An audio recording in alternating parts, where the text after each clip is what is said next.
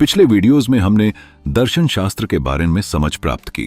आइए हम यहाँ दर्शन शास्त्र के विषय क्षेत्र का अध्ययन करने का प्रयास करें। दर्शन शास्त्र की गहराई को समझने के लिए सबसे पहले यह जानना आवश्यक है कि यह एक ऐसी विधा है जो मानव अनुभव की संपूर्णता का अवलोकन करती है। यह न केवल भौतिक जड़ तत्वों का अध्ययन करती है, बल्कि आत्मा एवं ईश्वर जैसे अज्ञात तथ्यों पर भी विचार करती है। विश्व को उसकी संपूर्णता में समझने की मानसिक चेष्टा ही दर्शन है। इसलिए मानव अनुभूति का ऐसा कोई भी क्षेत्र नहीं जिससे दर्शन शास्त्र का संबंध नहीं है। समस्त विश्व ही सामान्य रूप से दर्शन शास्त्र का विषय है, पर दुनिया की हर चीज का विवरणात्मक अध्ययन किसी के लिए संभव नहीं है। हर व्यक्ति के लिए समस्त विश्व का विस्तृत वर्णन करना असंभव है, क्योंकि विविध पदार्थों के अध्ययन के लिए विज्ञान की विशेष शाखाएं बनी हुई हैं। अतः भिन्न भिन्न पदार्थों के भिन्न वर्ग डिफरेंट स्ट्रीम बने हुए हैं। इन विशिष्ट वर्गों का अध्ययन विज्ञानों में होता है। जैसे भौतिक शास्त्र फिजिक्स में जड़ तत्व का अध्ययन किया जाता है, रसायन शास्त्र केमिस्ट्री में रसायनों का अध्ययन किया जाता है, प्राणी शास्त्र ज़ूलॉजी में जीवित प्राणियों का अध्ययन किया जाता है। पर प्रत्येक विज्ञान बिना विवेचना किए ही कुछ मूल आधारों को सत्य मान लेता है। उन्हीं मूल आधारों की विवेचना दर्शन शास्त्र में भी होती है। इसमें विज्ञान द्वारा प्राप्त नियमों का संबंधन तथा मूल्यांकन होता है। यह अलग अलग विज्ञान विश्व के भिन्न भिन्न पहलुओं पर ध्यान केंद्रित करते हैं, फिर भी उनकी मूलभूत परिकल्पनाओं का विवेचन दर्शन शास्त्र में होना आवश्यक है। प्रत्येक विज्ञान का संबंध दृश्य जगत से है, अर्थात वैसे पदार्थ से हैं जिनका अनुभव किया जाता है। अनुभव जगत के परे कोई तत्व है या नहीं, इसकी विवेचना दर्शन शास्त्र में होती है।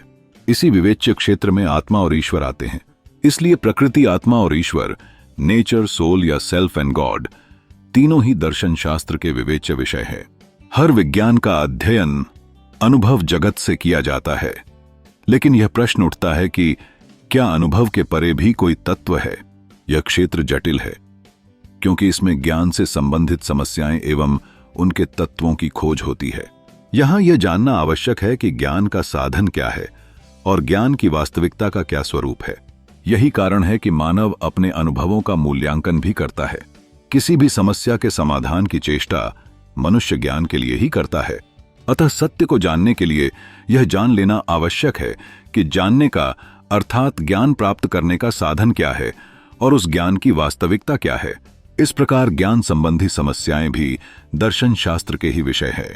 दर्शन और जीवन में बहुत ही घनिष्ठ संबंध है, अतः मनुष्य अपने अनुभवों का मूल्यांकन करता है। जब हम मूल्यों की बात करते हैं तो यह ध्यान में आता है कि ये अच्छे या बुरे, उचित या अनुचित, सुंदर या कुरूप जैसे शब्दों से संबद्ध होते हैं।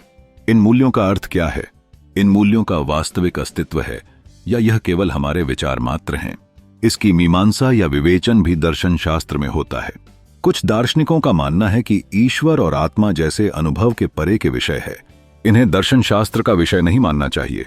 इनके मुताबिक अनुभव के सिद्धांत ही सार्थक हैं। ईश्वर, आत्मा, मुक्ति आदि के विचारों की अनुभव द्वारा परीक्षा संभव नहीं है, अतः ये शब्द निरर्थक है। अतएव किसी भी विज्ञान के वे विवेच्य विषय नहीं हो सकते। यदि ईश्वर, आत्मा, मोक्ष, पुनर्जन्म, कर्मवाद अनुभव के परे हैं, तो क्या ये विषय दर्शन शास्त्र के विषय बन सकते हैं? यह प्रश्न दर्शन शास्त्र को गंभीर चुनौती देता है। अनीश्वरवाद, अज्ञेयवाद, प्रत्यक्षवाद, अस्तित्ववाद या उपयोगितावाद जैसे विभिन्न सिद्धांत इन विषयों के संबंध में गंभीर चुनौतियां प्रस्तुत करते हैं। ईश्वर, आत्मा आदि के संबंध में जो इनके विचार है, उनकी योग्यता चाहे जो भी हो, दर्शन शास्त्र के विषय में इनका मत मान्य नहीं है। यदि दर्शन अनुभव जगत तक ही सीमित हो तो विज्ञान और दर्शन में फर्क ही क्या रह जाएगा? फिर यह विचारने के लिए भी कि ईश्वर, आत्मा आदि निरर्थक है, हमें इन विषयों का विचार तो करना ही पड़ता है। अतः ये दर्शन शास्त्र के विवेच्य विषय हो जाते हैं। भारतीय दृष्टिकोण में दर्शन का मुख्य उद्देश्य दुहक का निवारण और मोक्ष की प्राप्ति है। इसीलिए औषधि विज्ञान से लेकर व्याकरण तक सभी विद्याएं दर्शन के साधन मानी जाती हैं। भारत में जितनी भी विद्याएं प्रचलित हैं, वे दर्शन के ही साधन मानी जाती हैं। इसीलिए चाहे चरक संहिता हो, चाहे रामायण हो या महाभारत, अर्थशास्त्र हो या कामशास्त्र, शिल्पशास्त्र हो या संगीत शास्त्र, औषधि विज्ञान हो या व्याकरण, सभी जगह भारतीय दर्शन की झलक आपको सभी जगह मिलेगी। इस प्रकार दर्शन शास्त्र का क्षेत्र सर्वव्यापक है। पश्चिम के आधुनिक विद्वानों ने भी इसी दृष्टिकोण को अपनाया है और दर्शन में साहित्य एवं व्याकरण आदि का भी समावेश किया है। अंततः दर्शन शास्त्र में जिन समस्याओं का अध्ययन किया जाता है, यह दर्शाता है कि इस क्षेत्र की परिधि कितनी व्यापक है। दर्शन शास्त्र में आगे जिन समस्याओं पर विचार किया जाता है, उन्हें जान लेने से दर्शन शास्त्र और ज्ञान मीमांसा का क्षेत्र और भी स्पष्ट हो जाता है। ज्ञान मीमांसा में ज्ञान का अध्ययन किया जाता है।